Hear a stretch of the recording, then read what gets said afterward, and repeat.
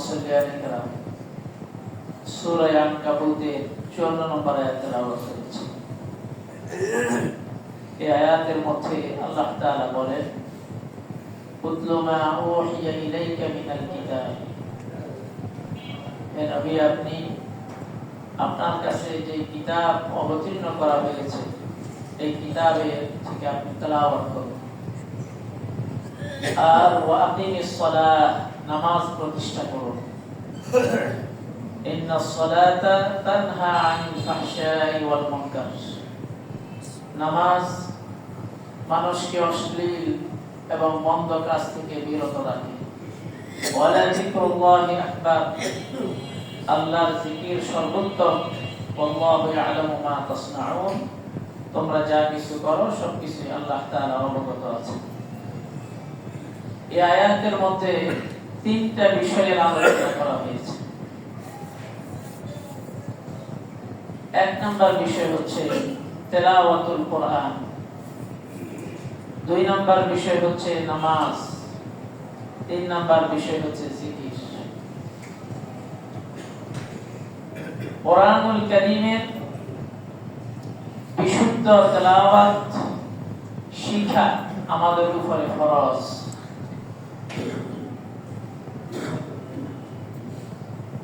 এই ফরজ আমাদের উপরে, এই যে গুরু দায়িত্ব আল্লাহ তাআলা এই কোরআনের বিশুদ্ধ তেলাওয়াত শিক্ষা যে ফরজ করে দিলেন, এই ফরজ দায়িত্বটা পালনে আমাদের মধ্যে যে অবহেলা, যে উদাসীনতা, কোরআনের তেলাওয়াত শিক্ষা এবং কোরআনের অর্থ শিক্ষা, ব্যাখ্যা জানা, টোটালি কোরআনের প্রতি আমাদের যে অবহেলা, যে দুর্দশা, যে উদাসীনতা, এটা অত্যন্ত দুঃখজনক। এই কোরআনের সাথে আপনার নামাজের সাথে সম্পর্ক। কোরআনের তেলাওয়াত যদি শুদ্ধ না হয় তো আপনাদের নামাজও হবে না। আপনারা যে ইমাম হিসেবে আমাকে রেখেছেন, আমি যদি নামাজের মধ্যে সূরাতুল ফাতিহার কোন আয়াত ভুল পড়ি, একদিন পড়লে সেটা ভুল, কিন্তু সব সময় যদি ভুল পড়ি তা আপনারা কি আমার পিছনে নামাজ পড়বেন? জোরে বলেন না। কেন পড়বেন না? আমার তেলাওয়াত শুদ্ধ হচ্ছে না, এইজন্য নামাজ পড়বেন না। তা আমার তেলাওয়াত যদি শুদ্ধ না হয়, তার মানে আপনাদেরকে নিয়ে যে আমি ইমামতি করছি, আমার ইমামতি হচ্ছে না, আপনাদের নামাজ হচ্ছে না, আমার নামাজ হচ্ছে না, আপনাদের নামাজ হচ্ছে না। এই জায়গা থেকেই তো আপনারা দাবি তুলবেন যে না, ওনার পিছনে আর নামাজ পড়া যাবে না। এই দাবি যদি এইভাবে আসে তো শুধু জীবনে শুধু আমি ইমাম, আপনারা ইমাম না। কথা বলেন, আপনারা ইমাম না? আপনি যখন সুন্নত নামাজ পড়েন তখন আপনার ইমাম আপনি না? আপনি প্রত্যেক নামাজের আগে পরে সুন্নত পড়েন। আবার আপনি যখন জামাত হারিয়ে ফেলেন, কোনো কারণে জামাতে আসতে পারেন না, যখন বাসায় নামাজ পড়েন বা মসজিদে আসছেন, জামাত শেষ হয়ে গেছে, একাকী নামাজ পড়তেছেন, তখন আপনার ইমাম আপনি না? তা আপনার ইমাম যদি আপনি হয়ে থাকেন, আপনিও ইমাম, তার মানে কি দাঁড়ালো? আপনারাও ইমাম, আমিও ইমাম। আমি সবসময় এই মসজিদের ইমাম, আর আপনারা মাঝে মধ্যে নিজের ইমাম নিজে হয়ে যান। যখন জামাত পান না অথবা কোনো কারণে মসজিদে উপস্থিত হতে পারেন না ওজনের কারণে, নিজে নিজে নামাজ পড়েন, তখন নিজের ইমাম নিজে। এখন আপনার তেলাওয়াত যদি শুদ্ধ না থাকে, আমার তেলাওয়াত যদি শুদ্ধ না থাকে, আমার ব্যাপারে আপনাদের ফতোয়া হলো আপনাদের নামাজ হচ্ছে না, আমার নামাজও হচ্ছে না।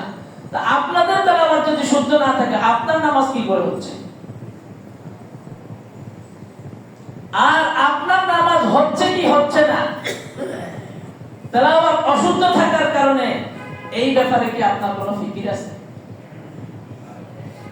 এই ব্যাপারে কি কোনো আপনার চিন্তা আছে? আপনি কি কখনো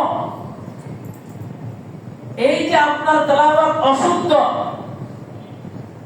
এটার জন্য আপনি স্পেশালি কোনো কর্মসূচি হাতে নিয়েছেন কিনা?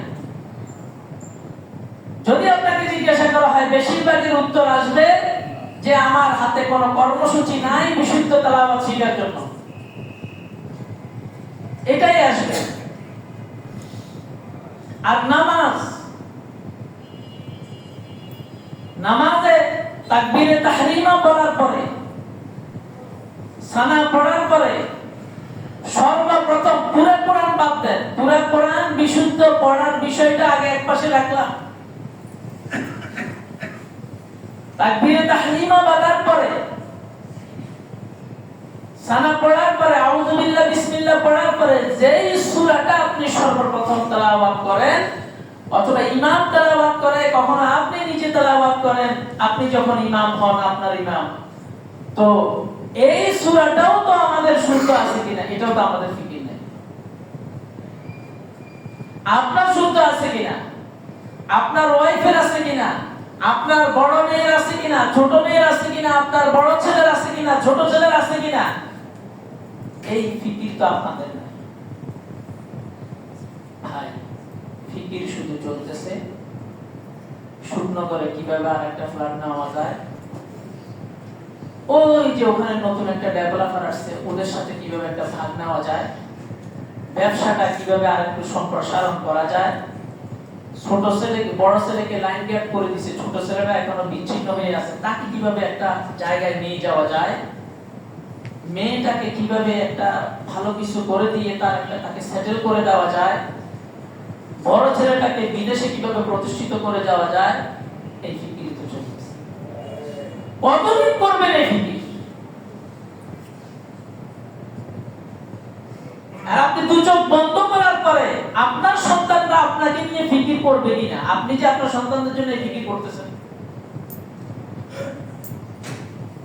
এই চিন্তাটা মাঝে মধ্যে করেন,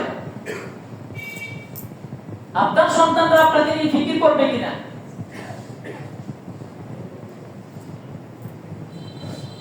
পত্রিকায় অ্যাভেলেবল খবর, মার জান যায় অবস্থা, এই মুহূর্তে জোর করে মা থেকে সিগনেচার নিয়ে নিছে, সারা বাংলাদেশ ভাইরাল ভিডিও। বাবা মারা গেছে, বাবার লাশ এক রাত্রি, এক দিন এক রাত পড়ে আছে, সম্পত্তির বন্টন হয় না, এই জন্য কবরস্থ করা হচ্ছে না। যাদের জন্য আপনার এত চিন্তা, আপনি মারা যাওয়ার পরে তারা তো আপনার সম্পত্তির ভাগাভাগির চিন্তা করবে, আপনার আখিরাতের ফিকির, আপনার জন্য কিছু সাদাকা করা, আপনার জন্য নিয়মিত কান্নাকাটি করা, রব্বির হামহুমা কামা রাব্বায়ানি সগীরা বলা, এগুলো তো কিছুই তারা করবে না। তো না করলে আপনার ফিকিরটা, আখিরাতের ফিকিরটা তো আপনাকেই করতে হবে। আপনার আখিরাতের ফিকির তো হলো আপনার তেলাওয়াত শুদ্ধ আছে কিনা, আপনার নামাজ সঠিক হচ্ছে কিনা, আপনার রুকু সঠিক হচ্ছে কিনা, আপনার সিজদা সঠিক হচ্ছে কিনা, বিভিন্ন তাসবিহ যে আপনি পড়তেছেন এগুলো সঠিক হচ্ছে কিনা, এগুলো তো সব আখিরাতের।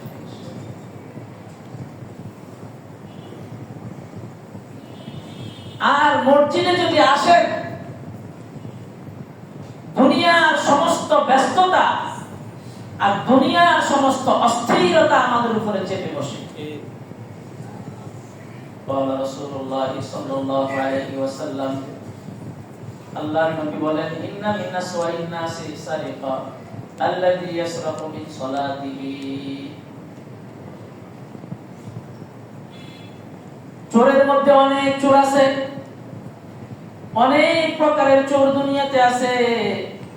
আল্লাহর নবী বলেন, চোরের মধ্যে সবচেয়ে নিকৃষ্ট চোর হলো যে ব্যক্তি নামাজের মধ্যে চুরি করে। কি আশ্চর্যের বিষয়, নামাজের মধ্যে চুরি করার কি আছে?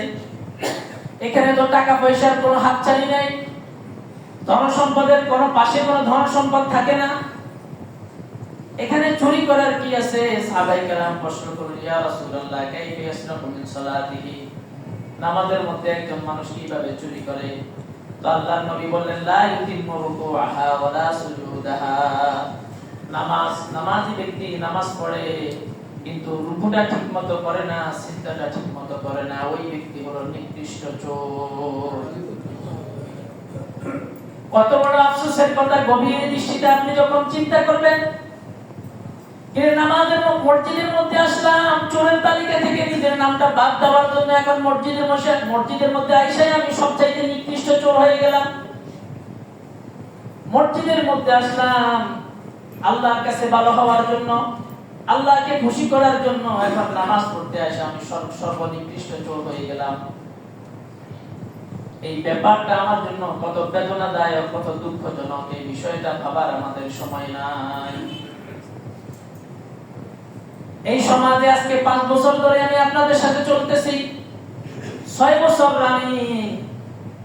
আমি তো আপনাদেরকে দেখি নামাজ শেষ হলে আপনাদের ঘন্টা ঘন্টা আপনাদের গল্প চলে, বাহিরে চলে, দোকানপাটে চলে, বিভিন্ন জায়গায় চলে।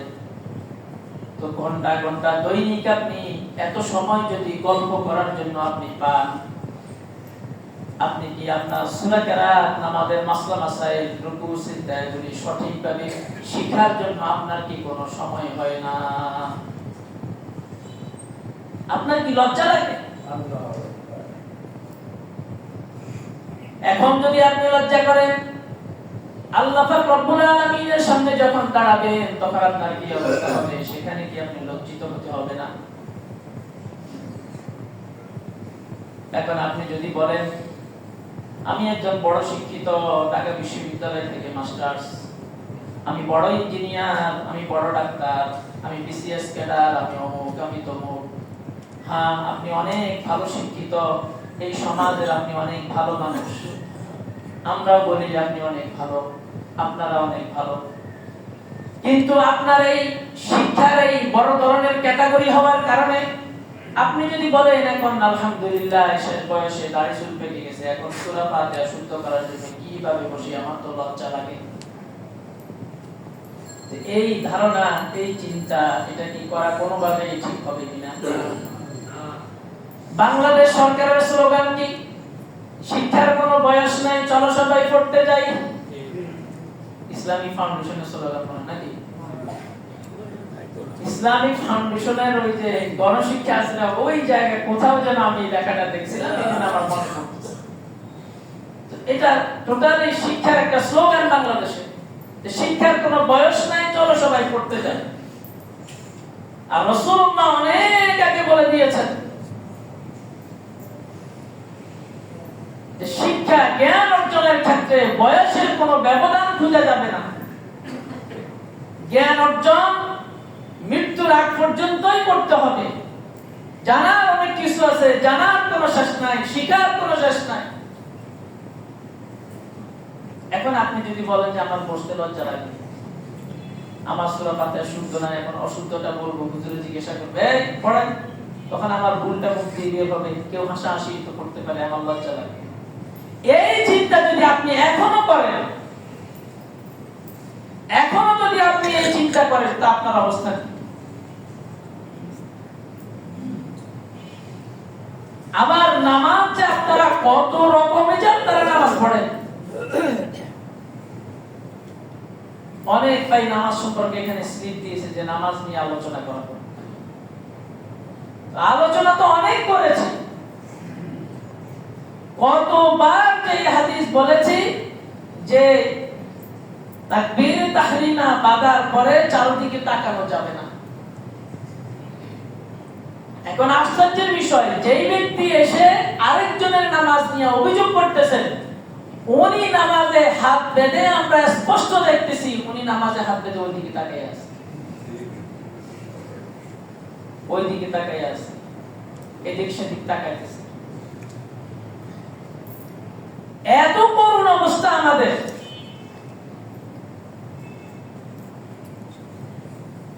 আর এই যে আমার সূরাতুল ফাতিহা, আপনাদের ফতোয়া, আমার সূরাতুল ফাতিহা যদি শুদ্ধ না হয় আমার ইমামতি শুদ্ধ হবে না। তা আপনারা যখন আপনাদের ইমামতি করেন 20 বছর ধরে, 30 বছর ধরে, 60 বছর ধরে, 40 বছর ধরে, 70 বছর ধরে, 65 বছর ধরে আপনার ইমামতি যে আপনি করেছেন, আপনার নামাজ শুদ্ধ হলো কি করে? আপনারটা শুদ্ধ আছে? থাকে তো আলহামদুলিল্লাহ, আর শুদ্ধ না থাকে তো নাউযুবিল্লাহ। এখন আপনার কি হলো? সূরাতুল ফাতিহাটা পর্যন্ত আমাদের শুদ্ধ নাই। এই ধরনের ব্যক্তিরা আবার মসজিদে আসলে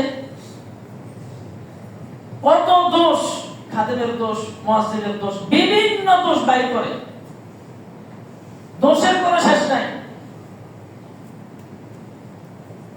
কিন্তু আপনার তো শুদ্ধ নাই। এখানে অনেক সময় শুদ্ধ করার জন্য এখানে আসার বসেছে, আপনাকে কোনোদিন দেখি নাই, আপনি কখনো আসেন নাই,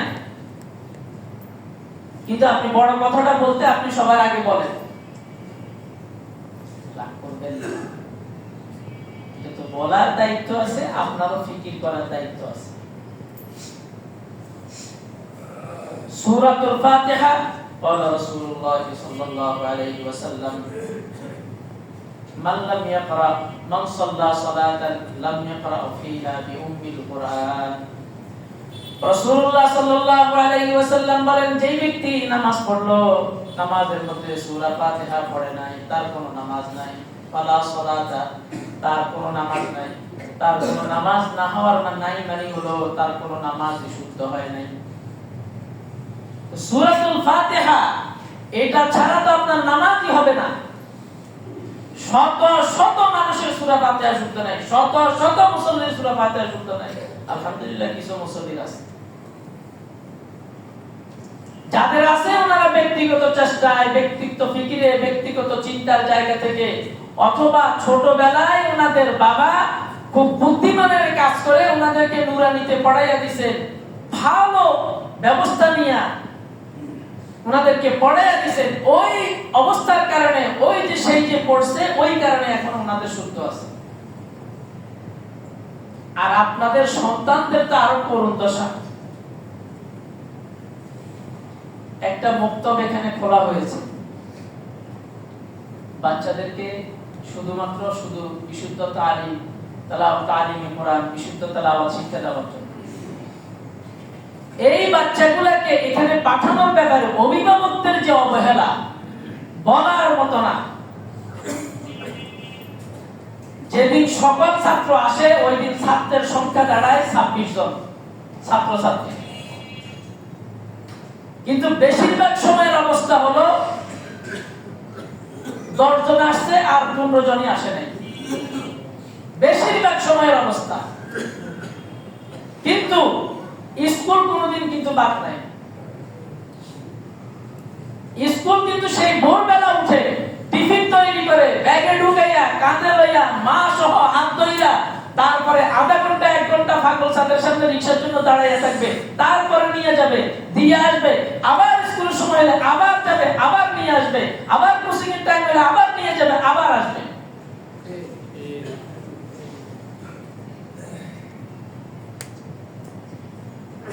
দুনিয়ার জন্য যদি এত ফিকির হয়, সামান্য একটা মক্তব কোনো টাকা নেওয়া হয় না, কোনো টাকা নেওয়া হয় না। তার মানে এখন টাকা নিলেই মনে হয় আসতো, বিষয়টা এমন দাঁড়াইছে। মানে মাসে যদি বেতন ধরে দেওয়া হয় তার মানে মনে হয় আসবে, কারণ এত সুন্দর করে ফ্রি ব্যবস্থা করে দেওয়া হলো, ফ্রি পেয়েও আসতেছে না, এই অবস্থা। তো টোটালি নিজের ফিকির, নিজের তেলাওয়াতের ফিকির, নিজের ফ্যামিলির তেলাওয়াতের ফিকির, এটা আপনার উপরে করা, আপনার উপরে ফরজ। কুল্লুকুম রাইন ওয়া কুল্লুকুম মাসউলুন আন রাইয়াতিহি। আপনি যেহেতু আপনার পরিবারের দায়িত্বশীল, তো আপনাকে এই ব্যাপারে জিজ্ঞাসাবাদ করা হবে। আপনার ছেলে মেয়ে আর আপনার এটা শুদ্ধ আছে কিনা এই ব্যাপারে আপনাকে ফিকির করতেই হবে। রাসূলুল্লাহ সাল্লাল্লাহু আলাইহি ওয়াসাল্লাম বলেন, ইকরাউল কুরআন ফাইন্নাহু ইয়াতি ইয়াওমাল কিয়ামাতি শাফিআন লিআসহাবিহি।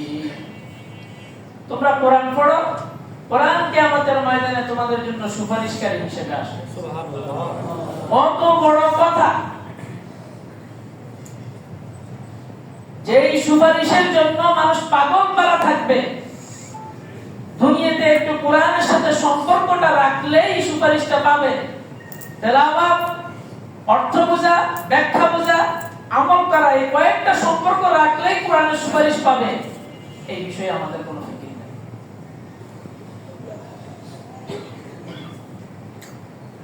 আর নামাজের মধ্যে হাত বাঁধার কত যে ধরন বাহির হয়েছে। ইমামরা হাদিস বলে সর্বোচ্চ 3 থেকে 4টা পদ্ধতি বলেছেন হাত বাঁধার। এখন আমরা দেখতেছি আমাদের মুসল্লিরা প্রত্যেকেই ইমাম, প্রত্যেকে হাত বাঁধার আরেকটা তরিকা পদ্ধতি বাইর করেছে। এক একজন এক এক রকম।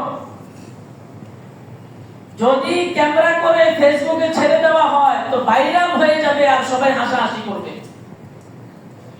এইভাবে হাত বাঁধার অবস্থা তো কোনোদিন দেখি নাই, এইভাবে নিয়ত বাঁধার অবস্থা তো কোনোদিন দেখি নাই।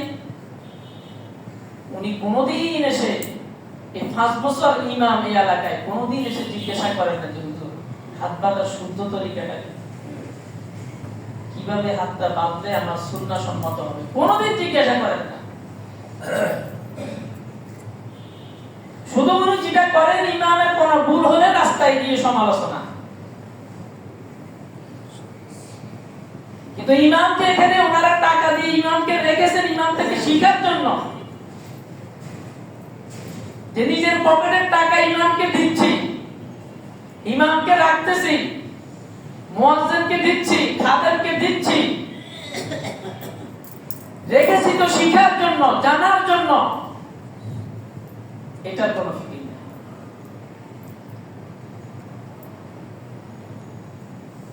আবার অনেকে আমাদের সাথে অনেক আলাপ আলোচনা করেন,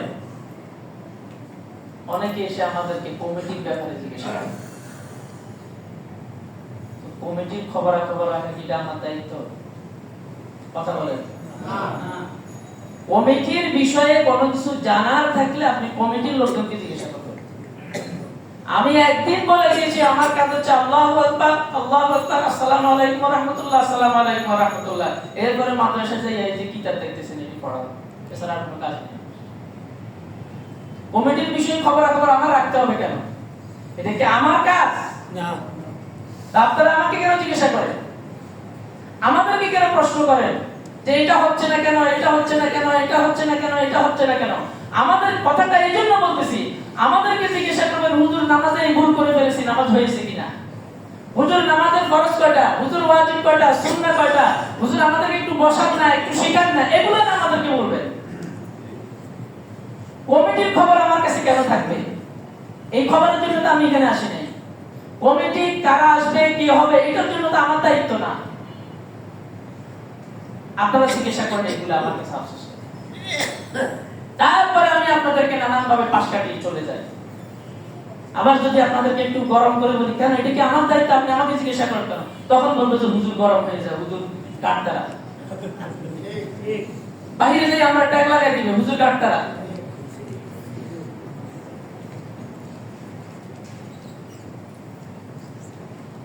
আল্লাহ পাক রব্বুল আলামিন আমাদের সবাইকে সঠিক বিষয়গুলো বোঝার তৌফিক। আবারও বলতেছি, মসজিদের কমিটির সংক্রান্ত কোন বিষয়ে আমাকে, মুয়াজ্জিনকে, খাদেমকে পড়াতে, এটা আমাদের দায়িত্ব না। আমাদের যে দায়িত্ব আছে ওই দায়িত্ব পালনে যদি ত্রুটি হয় তো আমাদের কি বলবেন, এই দায়িত্বটা তো পালন করো না, ঠিক আছে, ওকে, আলহামদুলিল্লাহ, পরবর্তীতে আমরা এটা শুধরে। আমরা তো মানুষ, আমাদের ভুল হতে পারে, এজন্য আমরা এটা শুধরে। আর খাদেমের সাথে ব্যবহার করতে একটু চিন্তা করে করবেন, মুয়াজ্জিনের সাথে ব্যবহার করতে একটু চিন্তা করে করবেন। অনেক সময় আপনারা এমন ভাবে ডাকতেন খাদেমকে, এমন ভাবে মুয়াজ্জিনকে ডাকতেন, মনে হয় যেন এটা সিটি কর্পোরেশনের রাস্তা ঝাড়ুদার। আমি কোনোদিন বলিনি আজকে 5 বছরে, কোনোদিন বলিনি, আজকে বলতেছি। আর আমাকেও তো অনেক সময় বিভিন্ন ভাবে কথাবার্তা বলে, সেটা আমি নাই বললাম, আমারটা বলার দরকার নেই। যদি সম্মান দিয়ে ইমামকে, মুয়াজ্জিনকে, খাদেমকে রাখতে মনে না চায়, বিদায় করে দিবে। আর রাখতে যদি হয়, ইমামকে যতটুকু সম্মান দেওয়া দরকার ততটুকু দিবেন, খাদেমকে যতটুকু দরকার ততটুকু দিবেন, মুয়াজ্জিনকে যতটুকু প্রাপ্য ততটুকু দিবেন, দিয়েই তাদেরকে রাখবেন, তারা আপনাদের ভাই। তারা আপনাদের জন্য মসজিদ এটা নিয়মিত পরিষ্কার করে রাখে, আপনারা যাতে এসে আরামে সহিত নামাজ পড়তে পারেন। হ্যাঁ, মাঝে মাঝে তাদের দ্বারা ভুল ত্রুটি হয়ে যেতে পারে, তো ভুল হয়ে গেলে আপনারা বলবেন যে ভাই এটা তো এইভাবে করলে ভালো হইতো, আর একটু সুন্দর হইতো, আরাম হইতো। তারা যদি না শুধরায় কমিটিকে বলবেন, আমাকে বলতে পারেন, আমি তাদেরকে শুধরাইয়া দিব। প্রসঙ্গটা এজন্য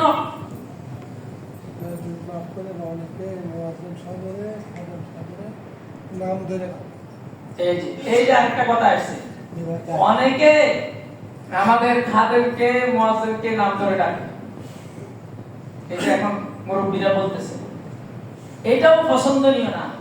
বিশেষ করে হামজার কথা এক পাশে রাখলাম, কথা বলতে হামজা মনে করেন আপনাদের ছোট ভাই, কিন্তু শামসু ভাই ওনার তো দাড়ি পেকে গেছে, 20 বছর ধরে এই মসজিদে, 20 বছর ওনার এই দাড়ি চুল এই জায়গায় পাকছে। যতদিন ওনাকে রাখবেন, ইজ্জত দিয়ে রাখবেন, সম্মান দিয়ে রাখবেন, তুচ্ছ তাচ্ছিল্য করবেন না। তুচ্ছ তাচ্ছিল্য করলে তো যেই ব্যক্তিকে আপনি তুচ্ছ তাচ্ছিল্য করতেছেন, ওই ব্যক্তির পিছনে আবার আপনি নামাজে দাঁড়াবেন, জিনিসটা কেমন? সম্পূর্ণ আনফিট না? এই কাজগুলি যাতে আমাদের দ্বারা সংগঠিত না হয়, আমার যদি বলার ভুল হয়ে থাকে আমাকে পরবর্তীতে শুধরাইয়া দিবেন যে এভাবে বললে ভালো হতো, কিন্তু এটা দুঃখজনক, কোনোদিন বলি নাই।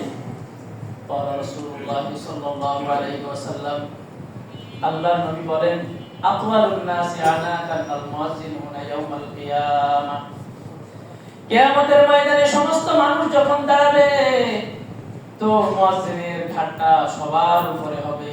সুবহানাল্লাহ। কেন এই মর্যাদা ছিল? যে দৈনিক 5 ওয়াক্ত আল্লাহু আকবার, আল্লাহু আকবার, আল্লাহ বড়, আল্লাহ বড় বড় আপনাদেরকে মসজিদের দিকে ডাকছে, এই জন্য কিয়ামতের ময়দানে আল্লাহ তাআলা তাকে এইভাবে সম্মানিত করবে। সুবহানাল্লাহ। যেই মুয়াজ্জিনের এই ফজিলত, মসজিদ যে ঝাড়ু দেয়, মসজিদ যে পরিষ্কার করে, রাসূলুল্লাহ সাল্লাল্লাহু আলাইহি ওয়াসাল্লামের জামানায় এক বুড়ি মহিলা মসজিদ পরিষ্কার করতে নিয়মিত। মানুষজন যখন মসজিদে আসতো না, এই ফাঁকে এসে উনি মসজিদ পরিষ্কার করে চলে যেতেন। তো একদিন ওই মহিলা আসে নাই, মসজিদের একটু অগোছালো, একটু অপরিষ্কার। তা আল্লাহর নবী বুঝতে পারলেন ওই মহিলা নাকি অসুস্থ, নাকি খোঁজ খবর নিলেন। খোঁজ খবর নেওয়ার পরে জানলেন যে ওই মহিলা ইন্তেকাল করেছে। রাসূলুল্লাহ সাল্লাল্লাহু আলাইহি ওয়াসাল্লাম সাহাবাদেরকে একত্রিত করে বললেন, শোনো আমার সাহাবারা, শুধুমাত্র এই মসজিদ ঝাড়ু দেওয়ার কারণে, মসজিদটাকে পরিষ্কার করার কারণে এই বুড়ি মাকে আল্লাহ তাআলা জান্নাতুল ফেরদাউস নসিব করেছেন। সুবহানাল্লাহ। মসজিদ পরিষ্কারের ফজিলত, আযান দেওয়ার ফজিলত, মুয়াজ্জিনের ব্যাপারে যে ভূয়সী প্রশংসা আল্লাহ তাআলা করেছেন, ইমামের ব্যাপারে এত ভূয়সী প্রশংসা আল্লাহ করেন। কোন হাদিস নাই ইমামের গাটটা সবার উপরে হবে কিয়ামতের ময়দানে, এরকম কোন হাদিস এখন পর্যন্ত পাই না। সব হাদিসের কিতাবে পড়লাম। অন্যান্য ছোটখাটো ফজিলত আছে, কিন্তু এত বড় ভূয়সী প্রশংসা এইভাবে আল্লাহ তাআলা প্রশংসা মুয়াজ্জিনের করেছেন, মুয়াজ্জিনের মর্যাদা এইভাবে রাসূলুল্লাহ বর্ণনা করেছেন। এই জন্য আমরা আপনাদেরকে অত্যন্ত বিনয়ের সাথে সবসময় বলি, অত্যন্ত বিনয়ের সাথে সবসময় আপনাদের কাছে আবেদন করি, আপনাদেরকে সেবা মানে ধর্মীয় সেবা দেওয়ার জন্য আমরা এখানে। এতগুলো কথা এই জন্যই বললাম, 1 তারিখ থেকে আমি এখানে যাদের কোরআন শুদ্ধ নাই তাদেরকে শুদ্ধ করানোর জন্য তাদের সাথে আলোচনা করে আমি এখানে একটাই বসবো এই মসজিদে। এই জন্য এইভাবে এটা ঘুরে গেল। আমি এখানে বসবো, আপনাদেরকে নিয়ে একটা মাসআলা শুনে, আলেম যারা আছে তাদের তেলাওয়াতের বিশুদ্ধতার ব্যাপারে ফুকাহায়ে কেরামের একটা ফতোয়া, গায়রে আলেম যারা আছে, যারা জেনারেল শিক্ষিত, তাদের ব্যাপারে একটা ফতোয়া। দুইটা ফতোয়াই ভালো করে লক্ষ্য করুন। আলেমের ব্যাপারে ফতোয়া হলো তার তেলাওয়াত যদি শুদ্ধ না হয় তার ইমামতি যেমন হবে না, তার ব্যক্তিগত নামাজও হবে না। আর গায়রে আলেমের ব্যাপারে ফতোয়া হলো ফুকাহায়ে কেরাম ফতোয়া দিয়েছেন অনেক গবেষণা করে যে গায়রে আলেম যারা আছে তারা যদি তাদের তেলাওয়াতটাকে শুদ্ধ করার জন্য লেগে থাকে তো আল্লাহ তাআলা তাদের নামাজ ফুকাহায়ে কেরামের দৃষ্টিতে তাদের নামাজ হয়ে যাবে, এবং যেহেতু চেষ্টার মধ্যে আছে শুদ্ধ করার জন্য এই জন্য আল্লাহ তাআলা ক্ষমা করে দিয়েছেন। সুবহানাল্লাহ। আপনারা কি চেষ্টার মধ্যে আছেন? চেষ্টার মধ্যে যখন থাকবেন তখনই না আপনাদের জন্য এই ফতোয়া। যখন চেষ্টার মধ্যে থাকবেন না, টোটালি এই ব্যাপারে আপনার কোনো ফিকিরে নাই, তা আপনার ব্যাপারে আপনার ফতোয়া আপনি নিজেই দিয়ে দেন। قال رسول الله صلى الله عليه وسلم رب قارئ يقرأ القرآن والقرآن يلعنه। অনেক তেলাওয়াতকারী তেলাওয়াত করে, কোরআন তাকে অভিশাপ দেয়। ওই কোরআন তেলাওয়াত করতে গিয়ে নামাজের মধ্যে কোরআন তেলাওয়াত করতেছি, প্রতিদিন ব্যক্তিগতভাবে তেলাওয়াত করতেছি, এই তেলাওয়াত করতে গিয়ে আমি যদি কোরআনের অভিশাপ নেই প্রতিদিন, তাহলে আমার অবস্থা এই বিষয়টাকে একটু হার্ড দিলেন। মুরব্বী যারা আছেন, রিটায়ার্ড হয়ে গেছেন অথবা ব্যবসা বাণিজ্যে ছিলেন, দুনিয়ার সমস্ত কিছু থেকে এখন রিটায়ার্ড ছেলেরা ইনকাম করে, আপনি খান, ঘুমান, নামাজ পড়েন, এই ধরনের যত মুরব্বী আছেন সবাইকে অনুরোধ করব আমার এখানে আপনারা বসবেন। আমি আপনাদেরকে এখানে সূরা তেলাওয়াত শুদ্ধ শিখাবো, নামাজ শিখাবো, মাসলা মাসাইল শিখাবো, কিভাবে হাত বাঁধবেন, কিভাবে রুকু করবেন, কিভাবে কি করবেন, খুঁটি নাটি সমস্ত বিষয় নিয়ে আমি আলোচনা করব। আবার আপনাদের অবস্থা যাতে এমন না হয় আপনাদের বাজার নেই, সংসারের কাজ নেই, আর এটা হলো অপশনাল, আসলে আসলে না আসলে নাই, এই অবস্থা যাতে না হয় এইটাকে আপনি মেইন ধরবেন যে ভাত আজকে না খেলেও চলবে, বাজার আজকে আমি না করলেও চলবে, কিন্তু আমার এটা লাগবে। এই মর্যাদায় এই অবস্থানে এটাকে রাখবেন। তাহলে এই সম্পর্কের কারণে শেষ বয়সে এসেও এই নিজের ভুল বুঝার পরে আফসোস করে এই অবস্থার সাথে লেগে থাকার কারণে, কোরআন তেলাওয়াতের এই বিশুদ্ধ কর্মসূচির সাথে লেগে থাকার কারণে আল্লাহ তাআলা আশা করি আপনাকে মাফ করে দিবেন আর ভুল ত্রুটি ক্ষমা করে আপনার নামাজকে কবুল করে দিবেন। এজন্য আল্লাহ পাক রব্বুল আলামিন আমাদের সকলকে এই কোরআনের তেলাওয়াত বিশুদ্ধভাবে শিখা আর নামাজ সুন্দর মতে পড়া, এটার প্র্যাকটিস, এটার অনুশীলন, এটার ব্যবস্থা আমাদেরকে নেওয়ার জন্য তৌফিক দান করুন। আর সবাই তো শিক্ষিত, ভালো ভালো শিক্ষিত আছে এখানে, অনেক বড় বড় শিক্ষিত আছে এখানে আমার সামনে বসে আছে। আপনারা তো অনেক কিছু বুঝেন, কত সুন্দর সুন্দর বই আছে মার্কেটের মধ্যে, ছোট ছোট বই নামাজ সম্পর্কে, নিয়ে পড়েন না। পত্রিকা তো ডেলি 1 ঘন্টা পড়েন, নামাজের বইটা আধা ঘন্টা পড়লেও তো চলে। ফেসবুকে খবর তো 2 ঘন্টা দেখেন, নামাজের বইটা আধা ঘন্টা দেখলেও তো চলে। হ্যাঁ, আপনি যদি কোন বই পড়বেন এটা সিদ্ধান্ত নিতে না পারেন তো আমার সাথে আলোচনা করেন, আপনার জন্য যেটা সবচাইতে উপকারী হবে সেটার নাম আমি বলে দেব, ঠিক আছে আপনি এই বইটা পড়েন। এটা মোটামুটি ভাবে সহজ করে উপস্থাপন করা হয়েছে। আল্লাহ পাক রব্বুল আলামিন আমাদের সকলকে নামাজ ঠিক করার তৌফিক দান করুন। আমিন। আর আমি একটা বিষয় খুব কষ্ট পাই, যখন বলে যে হুজুর সিজদায় গিয়ে ঘুম যায়, রুকুতে গিয়ে ঘুম যায়, মানে রুকু সিজদা একটু ধীরস্থির ভাবে করি তো, এই জন্য না মসজিদ থেকে বের হয়ে আমার বিরুদ্ধে অপবাদ করে যে উনি রুকুতে ঘুম যায়, উনি সিজদায় ঘুম যায়। এটাতে আমি খুব কষ্ট পাই। কেন কষ্ট পাই জানেন? আমি তো চেষ্টা করতেছি নামাজটা সুন্দর করে পড়ানোর জন্য, এখন আমাকে আরো কিভাবে সুন্দর হয় ওইটার জ্ঞান থাকলে আমাকে দেওয়া উচিত, ওইটা না দিয়ে আমাকে একটা ট্যাগ লাগাই দিতেছে আমি রুকুতে ঘুম যাই, আমি সিজদায় ঘুম যাই। ওই উনি মনে কাজ করতে করতে ক্লান্ত হয়ে গেছে, এখন রুকুতে যেয়ে উঠতে সময় লাগে, এই ট্যাগ আমাকে অনেকে লাগাইছে, আমি ভুলি নাই, কিন্তু চুপচাপ হজম করে নিজের ভিতরে এটা ধরে রাখছি,